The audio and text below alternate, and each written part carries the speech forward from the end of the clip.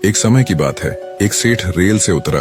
उनके पास सामान ज्यादा था, घर थोड़ी दूर था, तो आसपास किसी कूली किसी मजदूर को देखने लगे। तभी एक मजदूर सेठ को दिखाई दिया तो आवाज देकर उसे बुलाया और कहा, ये सामान है जो मेरे थोड़ी दूर स्थित घर पर लेकर जाना है, बोलो कितने पैसे लोगे।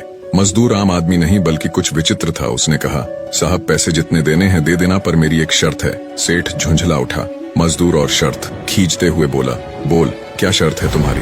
शर्त यह है कि रास्ते में चलते हुए या तो तुम मुझे कुछ सुनाओगे या मैं जो कहूंगा वो सुनोगे। अब आसपास कोई दूसरा मजदूर न होने के कारण सेठ के पास कोई चारा भी नहीं था। सेठ बोला, ठीक है चलो। मजदूर ने सेठ का सामान उठाया और चलने लगा। चलते चलते मजदूर बोला, आप कुछ सुनाओगे या मैं कुछ कहूँ। सेठ ने खिंचते हुए कहा, नहीं भाई तुम ही सुनाओ। मजदूर ने कहा, ठीक है मैं ही सुनाता हूँ, फिर जो कुछ भी कहूँ उसे पूरे ध्यान से सुनना। और मजदूर पूरे रास्ते बोलता गया। सेठ का घर आ गया। मजदूर ने सेठ का सामान रख दिया और सेठ ने जो भी पैसे दिए वो ले लिए और बोला, सेठ जी आपने मेरी बात ध्यान से सुनी या नहीं। सेठ ने कहा, मैंने तेरी कोई बात नहीं सुनी। मजदूर बोला, सेठ जी ये आपने अपने जीवन की सबसे बड़ी गलती कर दी। कल 7 बजे आपकी मृत्यु होने वाली है। अब सेठ को गुस्सा आया और बोला, तेरी बकवास बहुत सुन ली, जल्दी से यहाँ से चलता बन, नहीं तो तुझे अब मार पड़ेगी। मजदूर बोला, मारो या छोड़ो पर कल 7 बजे तुम्हारी मृत्यु तय है। अब सेठ कुछ सीरियस हुआ और बोला, मरना तो सभी को है,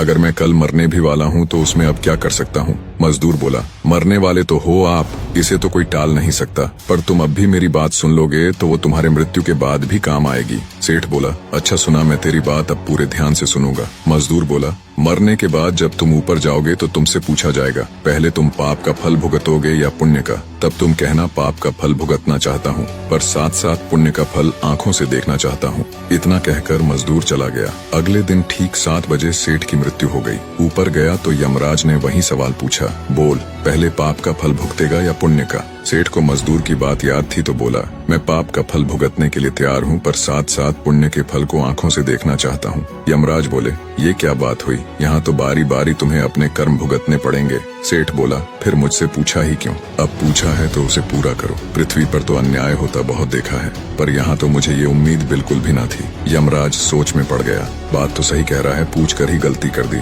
अंततः विवश हो यमराज सेठ को ब्रह्मा जी के पास ले गए और पूरी बात कह सुनाई। ब्रह्मा जी ने जब सारी बात जानी और अपने पोथी पत्र पलटे तो उन्हें भी इसका हल नहीं मिला। कोई ऐसा नियम नहीं था जिससे जीव की दोनों इच्छाओं को साथ साथ पूरा किया जा सके।